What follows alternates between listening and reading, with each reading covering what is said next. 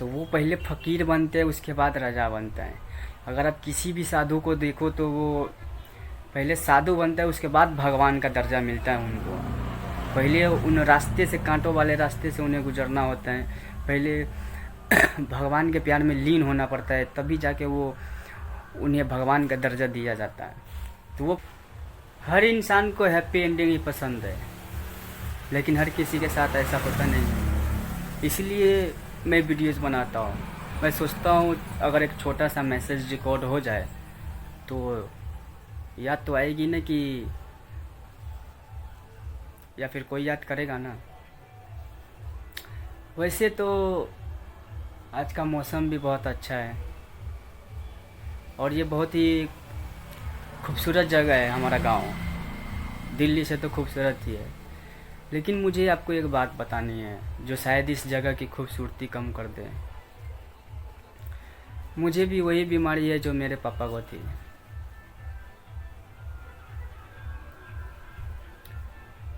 मैं अपने आप से भागने की बहुत कोशिश कर रहा हूँ। मैं सोचता था कि अगर मैं कहीं चला जाऊँ या फिर सबसे दूर हो जाऊँ तो सारी टेंशन, सारी मुसीबतें ख़त्म हो जाएंगी, पर ऐसा होता नहीं है। इंसान कहीं भी जाता है, जहाँ उसका दाना लिखा होगा खाने का वो वहीं पे खाएगा, और जितना दिन लिखा होगा वहीं पे उतना ही दिन खाएगा और उतना ही दिन रहेगा भी। अगर मैं आज अपने घर पे हूँ और दिल्ली से आया हूँ तो मेरा लिखा हुआ था यहाँ का दाना खाने का, तो मैं आज अपने घर के दाने खा रहा हूँ। और जब यहाँ से मैं अगर फिर से दिल्ली चला जाऊँगा या फिर कहीं चला जाऊँगा तो मुझे वहाँ का दाना जितना दिन लिखा होगा खाने का उतना ही दिन खा पाऊँगा। ये सब तुम्हें छोड़ के चली जाएगी कि बाबू मैं तुम्हारे बिना रह नहीं सकती। सब रहते हैं, कोई किसी के बिना नहीं मरता है। इंसान मर के भी जीते हैं और घुट घुट के भी जीते हैं। कोई किसी को साथ नहीं देता। अगर आप ये चीज़ें समझ लो तो मुझे लगता है आप हर चीज़ें समझ जाओगे। और आप अगर 5 साल के हो, 10 साल के हो, तो मैं ये मानूंगा कि आप जवान हो गए और समझदार व्यक्ति भी हो गए हो। यहाँ पे बहुत से गाड़ी चलती है तो मैसेज रिकॉर्ड करने में मुझे लगता है कि डिस्टर्ब भी हो सकता है, तो आप लोग एडजस्ट कर लेना। मुझे ये लगता था कि रोने से अगर सारी चीज़ें ख़त्म हो जाएगी, वो पल वापस आ जाएगी, तो मैं रो भी लिया हूँ, लेकिन ऐसा हुआ नहीं। खैर क्या ही कर सकते हैं, दुनिया के दस्तूरों के साथ जीने की उम्मीदें लगा के बैठा हूँ और कुछ भी नहीं। तो जो भी लोग ये सोचते हैं ना कि मैं अपने मन का राजा हूँ, तो वो राजा होता है तभी तो वो बोलता है। और जिनको राजा बनना है या फिर राज करना है तो वो पहले फ़कीर बनते हैं, उसके बाद राजा बनता है। अगर आप किसी भी साधु को देखो तो वो पहले साधु बनता है, उसके बाद भगवान का दर्जा मिलता है उनको। पहले उन रास्ते से, कांटों वाले रास्ते से उन्हें गुजरना होता है। पहले भगवान के प्यार में लीन होना पड़ता है, तभी जाके वो उन्हें भगवान का दर्जा दिया जाता है। तो वो प्रोसेस होता है। और इंसान प्रोसेस में क्या करता है, अभी के डेट में नौजवान लड़के वो ढूंढी में जो है ना प्रोसेस ढूंढता है, या फिर प्रोसेस करता है कि ढूंढी से पानी कैसे चू रहा है। तो ये प्रोसेस तो 100% है कि काम करेगा और आपको प्यार देगा।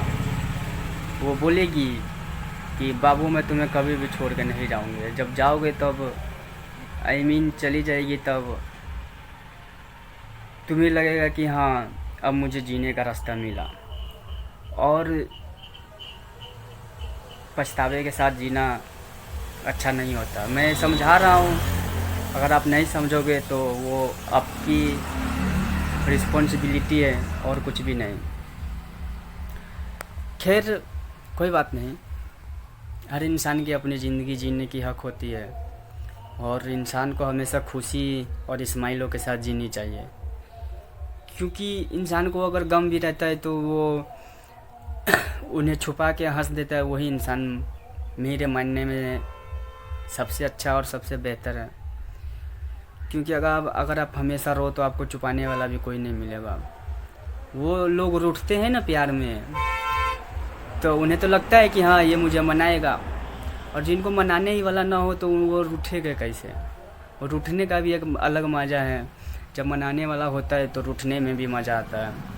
तो मैं तो नहीं ना तो रूठ सकता हूँ, नहीं तो हंस रो सकता हूँ, लेकिन एक चीज़ कर सकता हूँ सबके सामने में, स्माइल। फेक हो या फिर रियल हो, कोई बात नहीं। तो ये देख लो, ये मेरा घर है और यहीं पे रहता हूँ। और आप लोगों ने इससे पहले तो मेरा घर देखा नहीं होगा, तो वॉच इट। और हैप्पी एंडिंग की उम्मीदें कभी मत करना इंसान। आप लोग हैप्पी एंडिंग उनकी आती है जो पहले रो रो के, ताने सुन के और दुखों को झेल के जो कामयाबी हासिल करते हैं, तब उनको जो हैप्पीनेस मिलती है, उसके बाद उसकी हैप्पीनेस कभी भी कम नहीं होती। और लास्ट में हैप्पी एंडिंग मिलती है, सबसे लास्ट में। तो गुड लक। और